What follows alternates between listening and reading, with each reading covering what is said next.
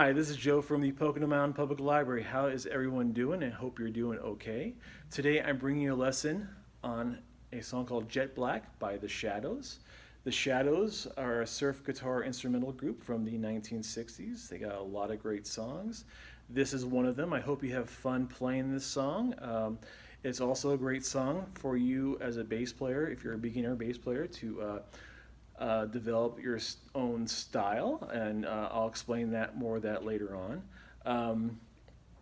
But on with the lesson. There will be free tab, so get out your paper and pencil, or do a screenshot real quick, and here we go.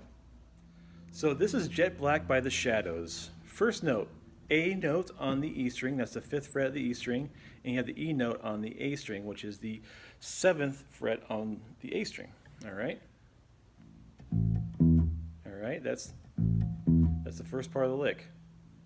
And the next part of the lick goes 5th fret on the D string, 9th fret on the D string, and then 7th fret of the 7th fret of the D string.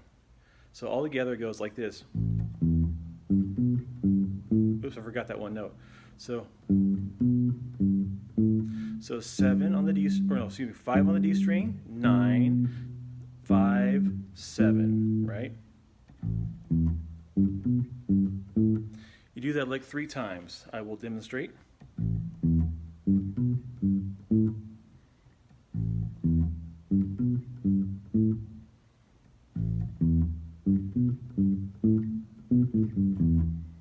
And then there's in the song, if you're playing along with the track, there'll be like a guitar fill or a drum fill, and it sounds really sweet.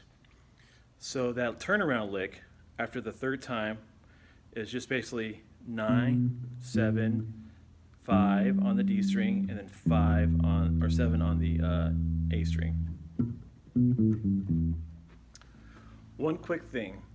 I usually practice this song playing with the track by The Shadows. And it sounds great because you have a drummer doing drum fills, a guitarist throwing in little licks here and there. And if you're playing by yourself, it's not going to sound so great. It's just going to be, especially when you have those long pauses, it's not going to sound like much to you or your listener. You might get bored with it. So if you're practicing by yourself, this is a great opportunity for you to develop your chops, to make up bass fills and help develop your style. So this bass line has a lot of space in it. So what you can do, you could take notes from a scale like the E blues scale, the E minor blues scale, or the E minor pentatonic, which go. You might be familiar with that. All right.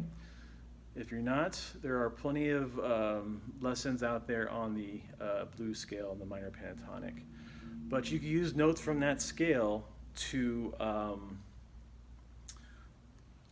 make the bass line more interesting for you and for your listeners. So what you could do,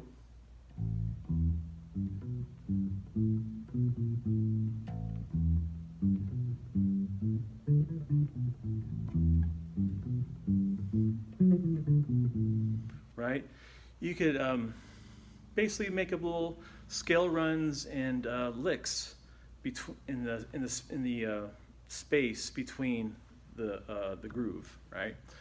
But the main thing to remember, though, is you got to hold down that groove too. So try to keep your fills as simple as possible, at least at first, so that you can, practice holding down that groove. Because as bass players in a band setting, that is the thing that's the lowest bar to pass.